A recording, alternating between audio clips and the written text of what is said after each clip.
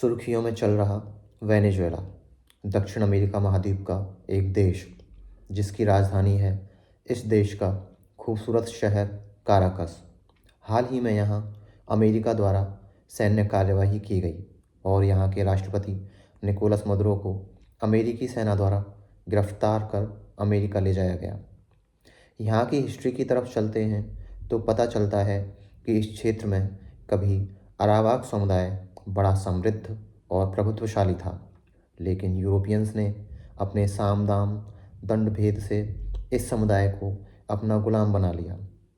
16वीं शताब्दी में स्पेन ने इसे अपनी कॉलोनी बना लिया। सोना, कोकोआ और शुगर के लिए यहाँ के समुदाय का भारी शोषण किया गया। 1810 से 1830 के दशक वेनेजुएला के इतिहास में बड़े उथल पुथल भरे रहे, जब 1810 में स्पेन के खिलाफ विद्रोह की शुरुआत हुई। इसमें एक प्रमुख नाम था साइमन बोलीवर, जिन्होंने इस विद्रोह को नेतृत्व प्रदान किया। 1821 के काराबोगो के युद्ध में स्पेन की निर्णायक हार हुई, जिसकी वजह से स्पेन को यह देश छोड़ना पड़ा। यह क्षेत्र कोलंबिया गणराज्य का हिस्सा था, जो बाद में कोलंबिया से अलग होकर एक स्वतंत्र देश बना। 1830 में यूएसए ने इसको मान्यता प्रदान की। 19वीं सदी में देश में लगातार सिविल वॉर्स का दौर चला और यहाँ मिलिट्री लीडर्स का शासन रहा। राजनीतिक अस्थिरता ने विकास को अवरुद्ध कर दिया था। 20वीं सदी में फिर यहाँ एक बड़ी घटना हुई। 1914 में यहाँ तेल का विशाल भंडार मिला और देश की रातों रात किस्मत बदल गई। कुछ समय के लिए यह लैटिन अमेरिका का सबसे अमीर देश बन गया। तेल से पैसा आया, मगर देश की इकोनॉमी तेल पर निर्भर हो गई। जैसे यहाँ के निर्यात में 90 से 95% तेल की हिस्सेदारी रही। सरकारी राजस्व का भी 50 से 60% तेल की हिस्सेदारी थी। 1821 की तरह ही 1958 भी वेनेजुएला के लिए एक ऐतिहासिक साल रहा, जब यहाँ तानाशाही से लोकतंत्र की तरफ संक्रमण हुआ। इस वर्ष यहाँ मार्कोस पेरेज जिमेनेज की तानाशाही का अंत हुआ। देश में लोकतंत्र बहाल हुआ, परंतु डेमोक्रेसी के साथ आए डेमोक्रेसी के जुड़वां भाई करप्शन। 1999 में ह्यूगो चावेज समाजवाद का दौर लेकर आए। इन्होंने बोलिवेरियन रेवोल्यूशन की शुरुआत की। इन्होंने समाजवाद को बढ़ावा दिया, फ्री शिक्षा, फ्री हेल्थ केयर की नीति को अपनाया, देश का ऑयल का पैसा पब्लिक वेलफेयर में लगाया। शुरुआत में फ़ायदा हुआ, मगर देश में इकोनॉमिक क्राइसिस की शुरुआत हुई।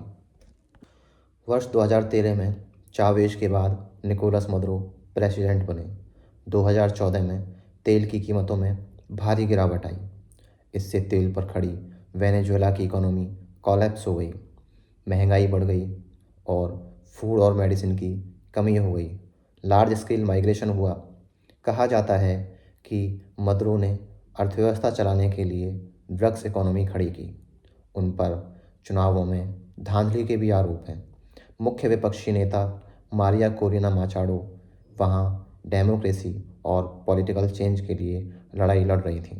इस तरह सरकारें बदलती रहीं, मगर समस्या वही बनी रही। वर्ष 2026 निकोलस मदुरो के लिए दुस्वप्न की तरह शुरू हुआ। वेनेजुएला पर अमेरिकी सैन्य कार्यवाही हुई। अमेरिकी सैन्य कार्यवाही पर दो नज़रियों से देखा जा सकता है। ट्रंप के अनुसार मदुरो प्रशासन अमेरिका में ड्रग्स की तस्करी के लिए जिम्मेदार है, जो अमेरिकी हितों के विरुद्ध है, मगर सच्चाई इससे कहीं परे है। एक्सपर्ट का कहना है कि वेनेजुएला पर अमेरिकी कार्यवाही वहां उपस्थित तेल भंडार के लिए है। ट्रंप मदुरो को हटाकर अमेरिका की कठपुतली सरकार स्थापित करना चाहते हैं। वेनेजुएला की opposition leader Maria Corina Machado America की करीबी मानी जाती हैं।